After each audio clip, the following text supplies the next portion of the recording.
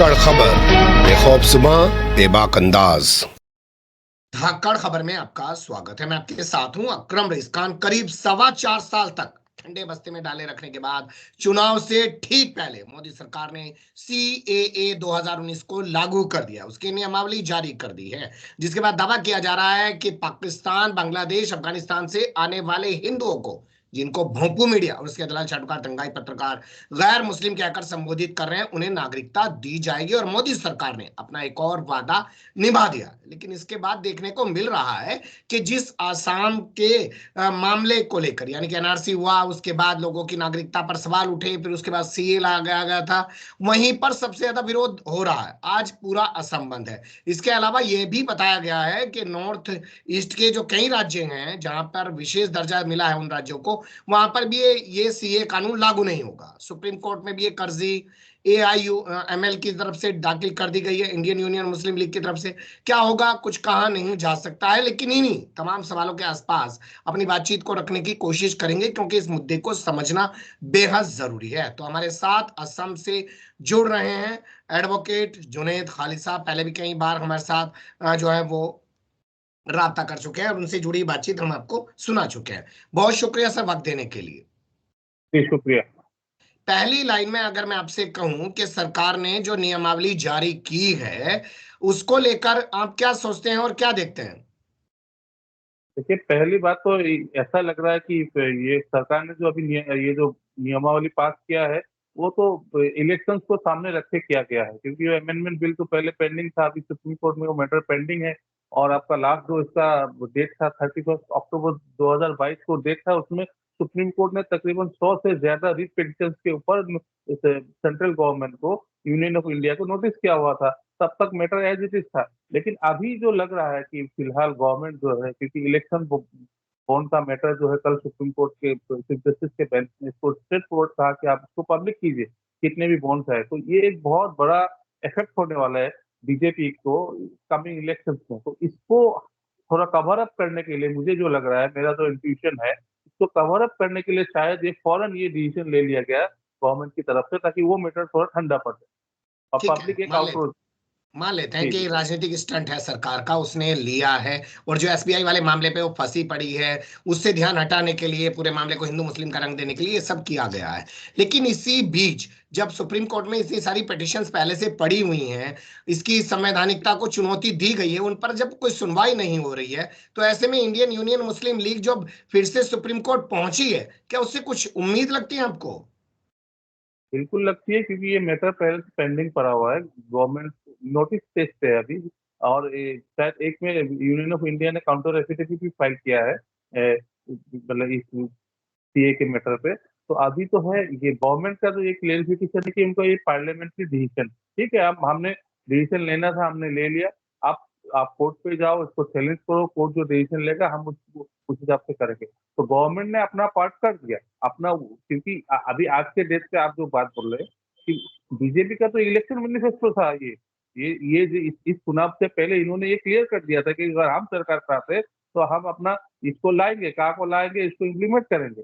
और जो हम्म। है जो हमारे नेबरिंग कंट्रीज के जो हिंदू है, उनको सिटीजनशिप हम कहाँ के अंदर देंगे। तो हम्म। इन्होंने तो अपना काम कर दिया, उन्होंने अपना काम कर दिया। हाँ, अभी इन्होंने क्या टाइमिंग जो था इनका ये था कि इलेक्शन से पहले पहले करे, एक पब्लिक आउटरीच हो, और साथ में इलेक्शन बॉन्ड वाला के केस दिया गया, सब मिल के अभी इन्होंने ये कर दिया। अभी आसाम में आज बंद पड़ा है, बच्चे जो है कॉलेज के बाहर धरने दे रहे हैं, पूरा इमरजेंसी लगा हुआ है, हर जगह जो है आपका जो है पुलिस बैरिकेड लगा हुआ है, सड़कों जो है दुकान रिक्शे वाले ठेले वाले को हटा दिया गया है, पब्लिक मूवमेंट रिस्ट्रिक्टेड कर दिया गया है। तो ये हम्म। असम का हाल है।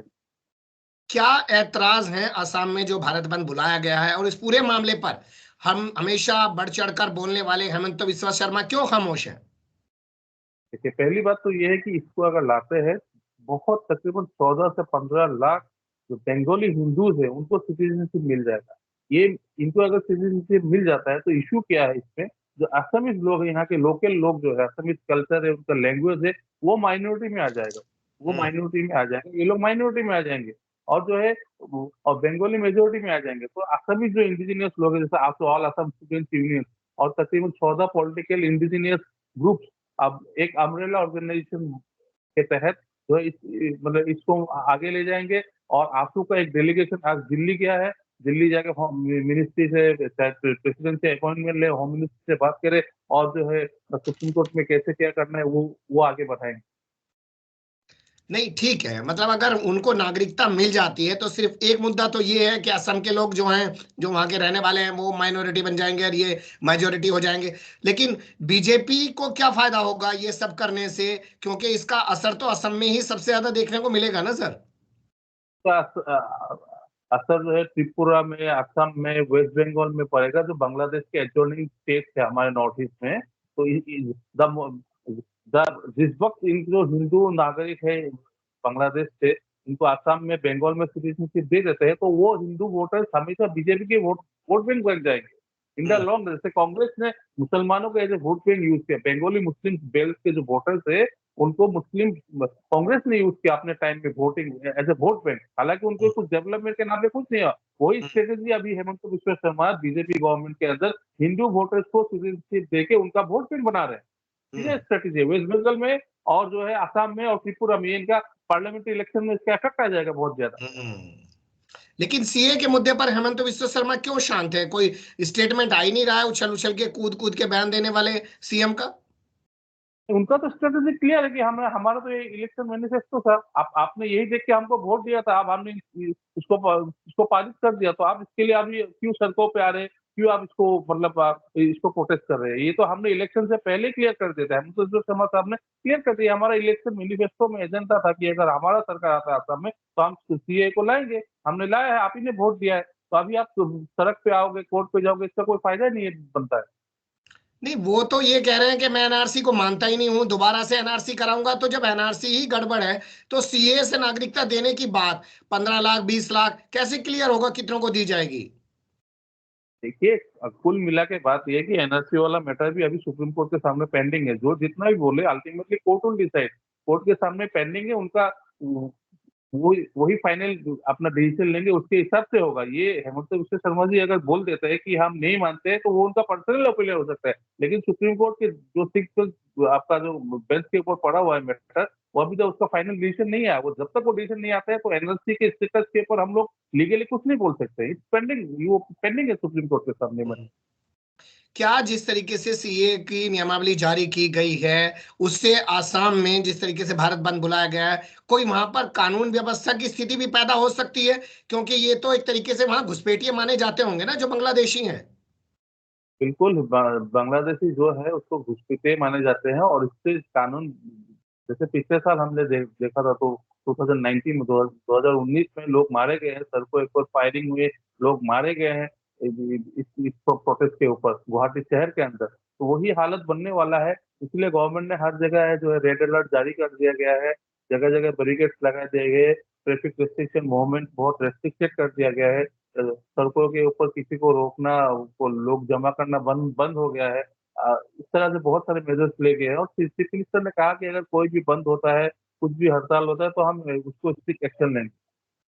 नहीं, जब ये खबरें आ रही थी कि दबे दरवाजे से या पिछले दरवाजे से सरकार जो है सीए के तहत नागरिकता दे रही है, बहुत सारे लोगों को उसने दे चुकी है, तो ऐसे में आज अगर उसने विधिवत रूप से नियमावली जारी कर दी तो हंगामे की क्या जरूरत है? हंगामा तो पहले से करना चाहिए था। बिल्कुल, वही तो बात तो वही है ना। आप तो पहले आप बीजेपी को वोट देके इनको पावर में लाए हैं। अभी इनका वो इलेक्शन मैनिफेस्टो था जिसमें ये क्लियर था। इन्होंने क्लियर कर दिया था कि हम इसी मुद्दे पे इलेक्शन लड़ रहे हैं, आप अगर आते हैं तो हम आपको पास करेंगे। तो अभी आपको सड़क पे आके कोर्ट पे जाके क्या फायदा है? तो हम्म। तो वही बोल रहे हैं, अगर आप करते हैं तो हम as per law strict action लेंगे आपके खिलाफ। उनका जो स्टैंड नॉर्थ क्लियर है। जो नॉर्थ ईस्ट के कई स्टेट में लागू नहीं किया गया है सीए कानून, उसकी क्या वजह है? मतलब क्यों नहीं किया गया? देखिए, नॉर्थ ईस्ट का मसला ऐसा है, इसमें इंडिजिनियस पॉपुलेशन जैसे ट्राइबल लोग रहते हैं ना, जैसे नागालैंड हो गया, मिजोरम हो गया, आपका मेघालय हो गया। इनका हम्म। कस्टमरी लॉ सिस्टम बिल्कुल अलग होता है। वो 6 शेड्यूल एरिया के अंदर पड़ता है। इनका कॉन्स्टिट्यूशनली वैलिड एक आपका स्टेटस है 6 शेड्यूल के अंदर। तो हम्म। उन एरियाज को अगर आप लाते हैं तो पार्लियामेंट में अलग से बिल लाना पड़ेगा इसके लिए। तो वो एक दूसरा प्रोसीजर आता है। और कोई भी बिल, कोई भी अगर आप उसको लाते हैं, मतलब कोई भी अगर बिल, व्हाट एवर कुछ भी अगर आप कानून लाते हैं, अगर 6 शेड्यूल एरिया में उनके इंडिजिनस पॉपुलेशन को अफेक्ट करता है, उनके कस्टमरी लॉ को, उनके लैंग्वेज को, उनके कल्चर को अफेक्ट करता है, तो आप उसको नहीं ला सकते, उसको इम्प्लीमेंट नहीं कर सकते। जैसे यूसीसी के मामले पे हिम्मत है उसको सब साहब बोल लेके यूसीसी को लाएंगे, लेकिन 6 शेड्यूल एरिया को हम बाहर रखेंगे असम के। ऑटोनोमस काउंसिल डिस्ट्रिक्ट है, जो ट्राइबल एरिया के ऑटोनोमस काउंसिल बनाए गए असम के अंदर, वो मतलब उन एरिया से यूसीसी को बाहर रखेंगे। वही इशू है। ठीक है, एक अच्छा जिक्र किया आपने, इसी पे बात कर लेते हैं। निकाह और तलाक वाले कानून को जो रद्द किया है हेमंत बिस्वा शर्मा ने, उसे लेकर के आप लोग अदालत गए हैं और क्या हो रहा है उसमें अभी तक? अभी फिलहाल हमारा एक डेलीगेशन हेमंत बिस्वा साहब शर्मा से मुलाकात किया था 3 मार्च को, और उन्होंने इस जो Assam marriage and divorce registration act 1935 को रिपील करने का डिसीजन है उसको ना करे, वो मेमोरेंडम उनको दिया है। उन्होंने कहा कि ठीक है, हमने उनको सजेस्ट किया है, इसमें दो, एक सेक्शन 8(1) है जिसमें है at the age of puberty, मतलब वो माइनर का शादी का उसमें जिक्र है उस सेक्शन को।